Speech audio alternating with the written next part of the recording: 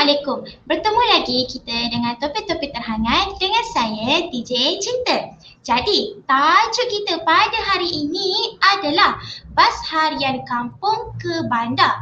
Adakah kesalahan kegagalan rakyat atau kerajaan itu sendiri? Maksudnya dekat sini bas harian ke bandar macam dari desa yang ada bas untuk ke bandar, bukan bas ekspres lah kita katakan, tetapi bas desa kita panggil. Contohnya dari Kuala Terengganu ke Dumul, Alor Gajah ke Ipoh dan Parit Buntar ke Batu. Okey, sebelum kita ulaskan isu ini bersama, mari kita menjemput dan memberi ruang kepada tetamu kita pada hari ini untuk memperkenalkan diri terlebih dahulu. Okey, dipersilakan. Okey, Assalamualaikum. Nama saya Muhammad Adam Zakwan bin Ismail. Saya berumur 20 tahun dan saya merupakan pelajar daripada Universiti Sultan Zainal Abidin, kampus Besut. Okey, alright. Muhammad Adam ya tadi? Ya, saya. Okey, saya boleh panggil awak apa? Boleh panggil Adam. Adam, bukan Adam Bukan. Okey, alright. Okey Adam, boleh tak saya nak kenal-kenal dulu dengan awak ni? Boleh, tak ada masalah. Boleh. Okey, sebenarnya Adam ni asal daripada mana, duduk mana dan ambil study course apa? Saya asal daripada Terengganu, duduk di Kampung Tok Jembal di daerah Kuala Nerus. Dan saya pelajar diploma, ambil kos Diploma Teknologi Maklumat Multimedia. Okey, alright. Sekarang dah SEM ke berapa ni? Sekarang saya dah semester ke-5 dan insyaAllah akan tamat pada tahun ni, insyaAllah.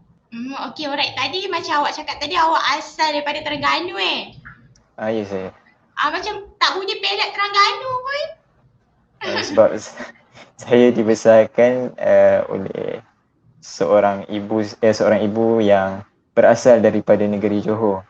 Jadi bila saya dekat rumah saya akan cakap luar lah.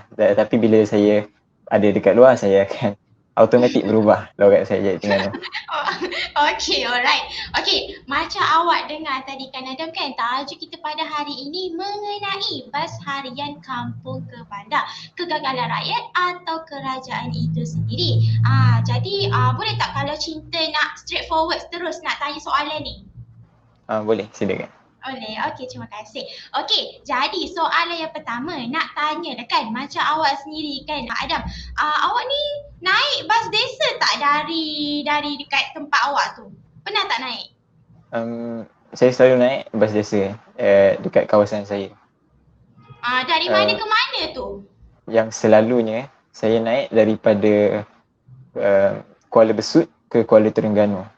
Jarak jauh dia tu dekat ke macam mana? Lebih kurang dalam lingkungan 80 km. 80 km. Ui, jauh juga tu. Okey, berapa harga bas desa tu untuk kita naik dalam satu hari tu? Kalau dalam satu perjalanan dalam lingkungan 7 ke 10 ringgit. Murah je lah kan? Ada Murah. insurans tak? Tak ada. Tak ada. Okey, alright. Okey, berapa kekerapan dia sebenarnya ni? Kekerapan satu hari lebih kurang 4 kali. 4 kali? Yes. Okey. Bas tersebut dia lama ke dia baru? Dia punya rupa ke?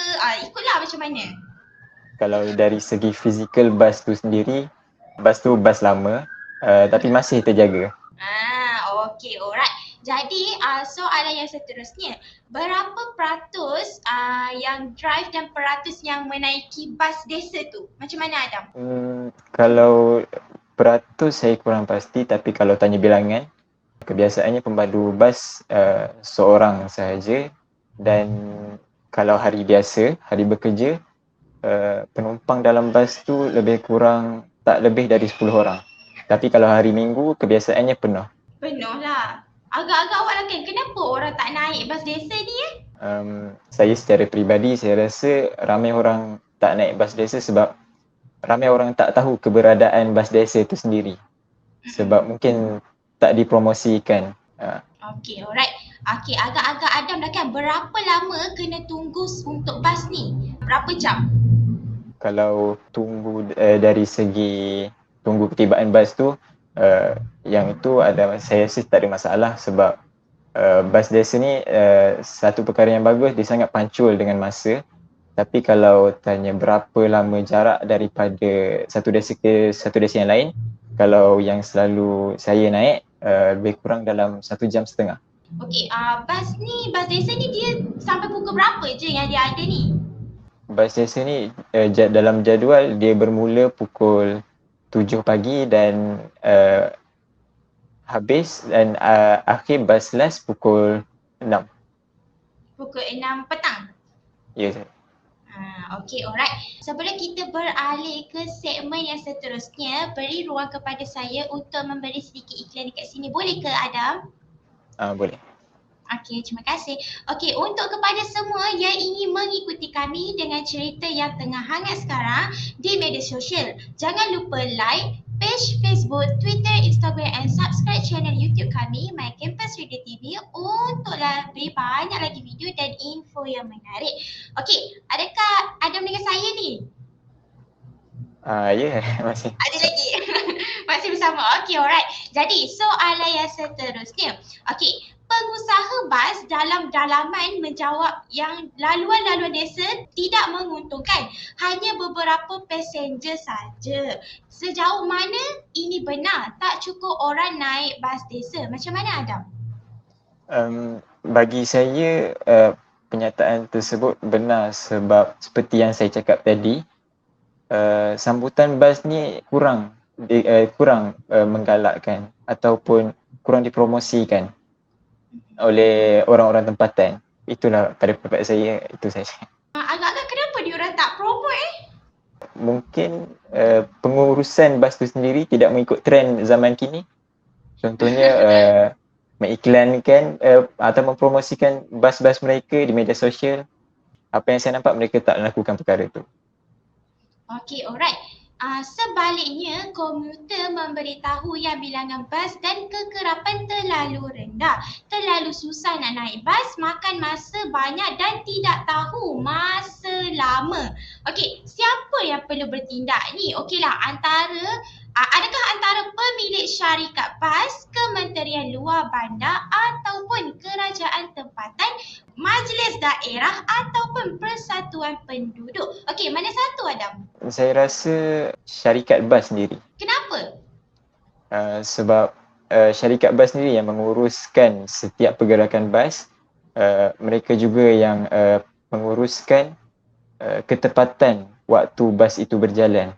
Dan mereka juga yang sepatutnya menguruskan dari segi aspek mempromosikan bas-bas mereka. Bukan, saya tak rasa pihak kerajaan yang perlu bertanggungjawab, melainkan bas itu adalah syarikat di bawah kerajaan sendiri. Okey, alright. Adakah pengangkutan desa tanggungjawab utama majlis daerah dan kerajaan? Macam mana Adam? Boleh dikatakan begitu kerana masih ramai lagi golongan-golongan yang tidak mempunyai kenderaan sendiri untuk bergerak dari satu desa ke desa yang lain. Memang betul saya sokong majlis daerah memang perlu mengambil cakna tentang hal tersebut, tapi tak semua majlis daerah yang tidak mengambil endah perkara tersebut pada pendapat saya, kerana ada sesetengah desa di sesetengah negeri masih melakukan bas daripada desa ke desa, walhal bas tersebut adalah di bawah kerajaan negeri sendiri. Awak rasa valid lagi tak bas desa ni ada dekat setiap, tak kisahlah dekat mana, dekat negeri kita ni, masih valid ke? Saya rasa masih valid, bergantung kepada demand. Okey. Macam mana kalau diorang masih adakan bas desa tu tapi tak ada orang nak naik, macam mana? Kalau bercakap tentang kurang sambutan, mereka sendiri yang perlu lebih teliti lagi dalam kajian. Mereka perlu tengok peratusan. Mungkin ada sesetengah negeri yang mana ramai pekerja-pekerja daripada desa ke satu desa yang lain nak pergi kerja, tapi mereka pun tak tahu ada bas tu. Sebab mungkin mereka sendiri tak terdedah dengan media sosial, sebab tak semua orang dapat menerima sesuatu iklan tu dalam cara yang sama.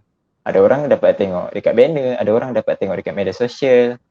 Jadi perkara tu subjektif bagi saya. Okey, alright. Kalau bilangan menjadi isu, mungkin guna teknologi dan adakan bas ikut booking bersama ataupun minimas lagi murah. Okey, selalunya Adam ni beli melalui mana? Apps ke atau dekat website?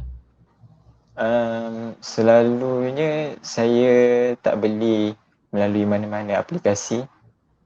Hanya bayar tambang bas tu pada pemandu bas saja. Oh, pergi kaunter ke waktu nak naik bas tu? Waktu nak naik. Nak naik, okey. Okey, jadi soalan yang seterusnya. Isu pokok dan kepercayaan. Orang tak naik bas sebab tak percaya ada bas. Bas company tak nak tambah bas sebab pasti ada customer. Mungkin kerajaan perlu meningkatkan bilangan bas dan juga kempen bertubi-tubi untuk tingkatkan bilangan orang tinggalkan kereta di rumah dan naik bas. Adakah ini sejajar dengan komitmen Malaysia untuk kurangkan pengeluaran karbon dan melindungi alam sekitar? Macam mana Adam? Pada pendapat saya, dua perkara tu ada kaitan, tapi tak bermaksud kita perlu kurangkan jumlah bilangan bas daripada satu desa ke desa yang lain.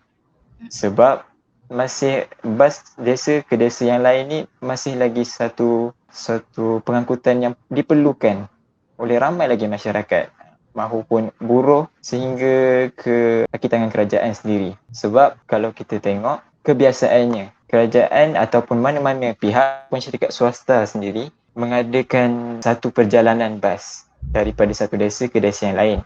Ya betul, mereka selalu mengkaji terlebih dahulu jumlah demand ataupun jumlah orang yang nak naik bas kat situ sama ada ramai ataupun tidak, dan mereka sendiri pun tahu kalau mereka kalau tak ramai, sekiranya mereka buat juga akan menyebabkan kerugian.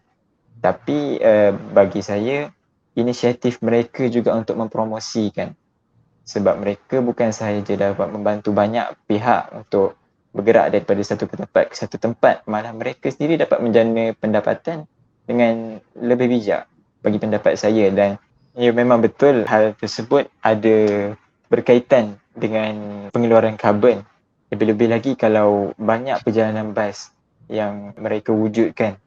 Tapi mereka sendiri tentu pasti saya yakin ada inisiatif lain yang boleh diambil untuk mengurangkan pengeluaran karbon. Contohnya mereka menggunakan model bas elektrik ataupun mereka singkatkan perjalanan daripada satu desa ke desa yang lain, ataupun mereka menggunakan minyak yang kurang tercemar, minyak petrol, sebab biasanya bas akan guna diesel. Itu je. Okay, alright. Jadi soalan yang seterusnya, adakah masa dah tiba untuk kembalikan budaya bas desa ni? Macam mana Adam?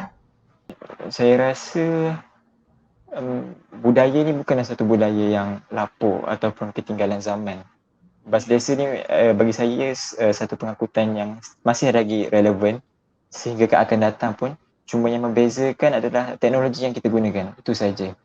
Dan kalau bercakap adakah masanya untuk kita galakkan balik penggunaan bas seperti tahun-tahun 80-an dan 90-an dulu?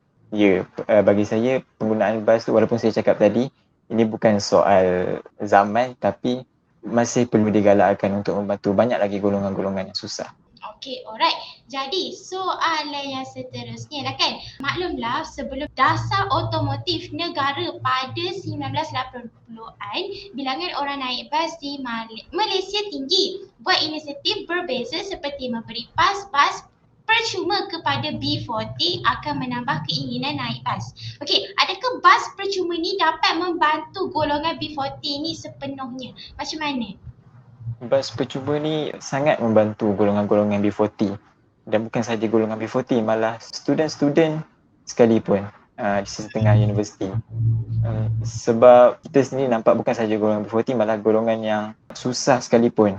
Kadang-kadang ada tak maaf saya sebut pengemis di tepi jalan, mereka pun perlukan pengangkutan sebenarnya, sebab mereka sendiri tak mampu, dan kerajaan perlu ambil cakna tentang hal ini. Sebab pengangkutan ni bukanlah, ada pengangkutan yang boleh dijadikan bisnes dan ada pengangkutan yang kita perlu wujudkan untuk membantu orang.